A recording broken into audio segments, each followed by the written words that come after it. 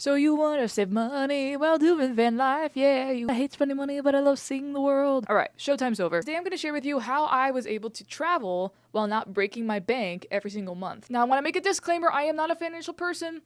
Hello? My room would look different if I was. But I am savvy, okay?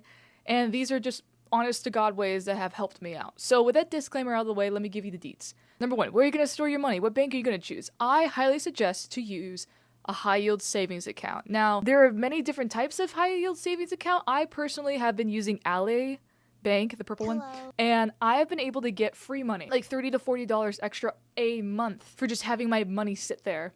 Now, there is like a limit on how much you can take out per month. I think it's like $2,000 a month.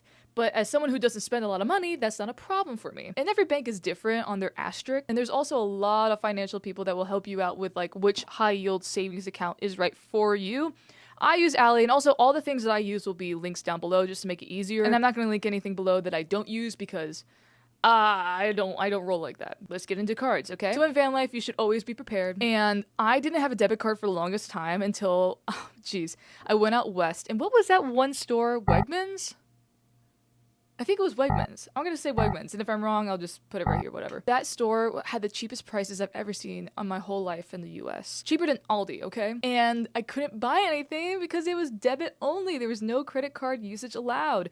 And there are random places like that too, just sprinkled throughout the US. So just be prepared and always have a debit card. Number two, credit cards. Now, the type of credit card you choose will in fact make or break you. And I would say, like, don't get a credit card if you know you're gonna have a hard time making the monthly payments. We should only be getting credit cards if we either have auto pay set up or we are responsible enough to know that we feel good about paying the full amount every month. I highly suggest to get a travel centered credit card. I personally have been using the Chase Sapphire Preferred. The perks are amazing, especially if you're flying. Like, I know we're doing van life and then you're probably a traveler, which includes flying, but like there's so many perks that actually outweighs the initial cost of the card. And every month you can get like bonus points. You have to go on their website to do this, like on a laptop. Now you can't do it on your phone. But every month they usually have Chevron that you have to like click on it and you get 3 times the points used when you get gas there. And let me tell you, every time I pull up to a Chevron, I'm using my Chase card. It's just extra money. But I did recently get the Capital One Venture card, and that one has been much better.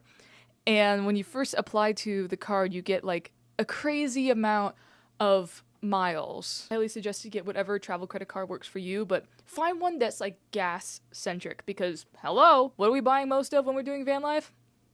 Gas.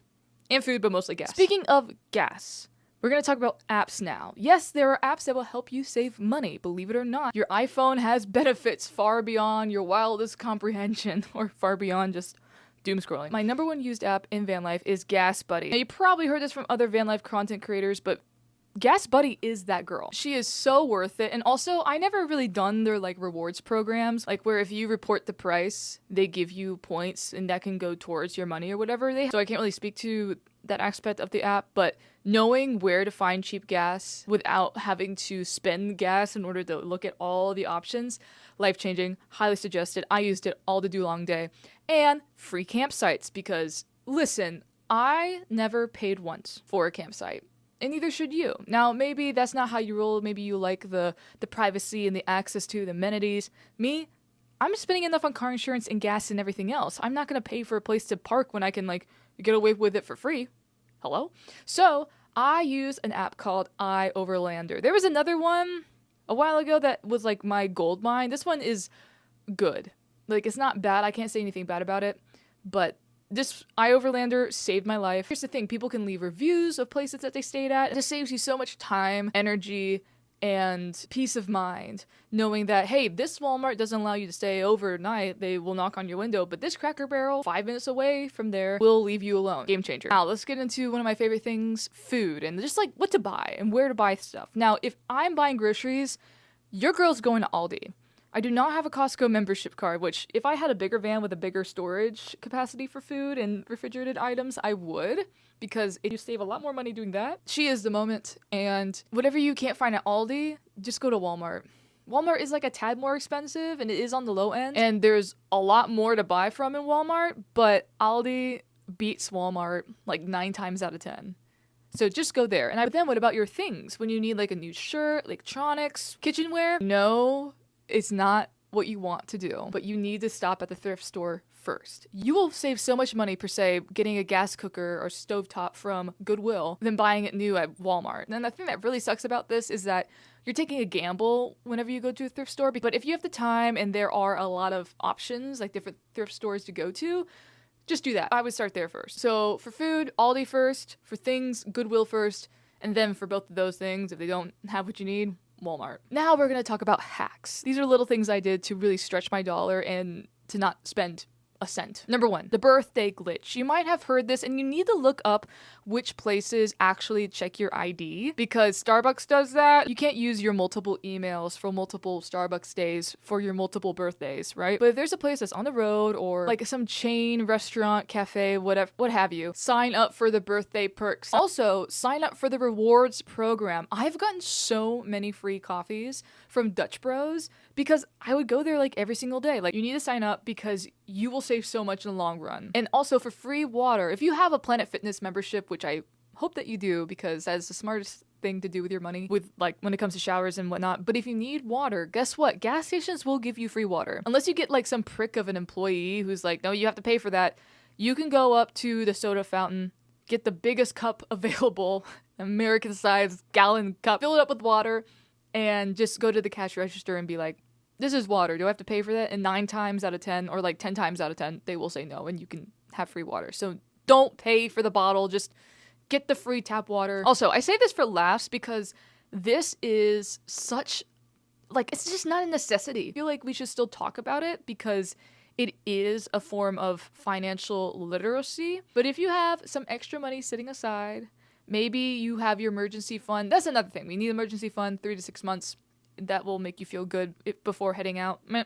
But if you have extra money, please, please, please, if you don't already, get a Roth IRA. Now, I know what you're thinking. You're like, Madison, I need this money. I'm doing this. Like, I need every single penny I have. And listen, I understand. I'm so glad that I kept investing while I was on the road.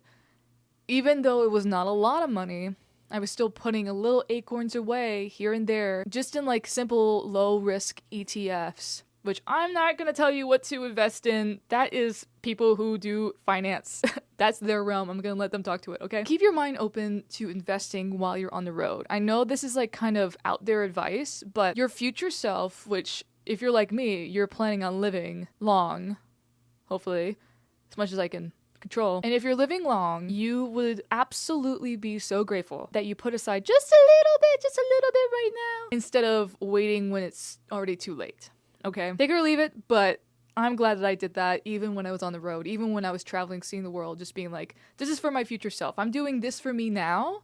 What am I doing for 80-year-old Madison? I'm doing that. And also like working out, but that's a whole other topic. Anyways, guys, if I miss something, which of course I have because I don't know everything, and please share down in the comments. This is a community and we all love to help each other. So leave down in the comments something that you have done that more people need to be aware of, a tip, hack, or secret that you know about saving money in van life that you would like to share with the class. I'm looking forward to seeing those, so please enlighten me. Like the Beatles say, I get by with a little help from my friends.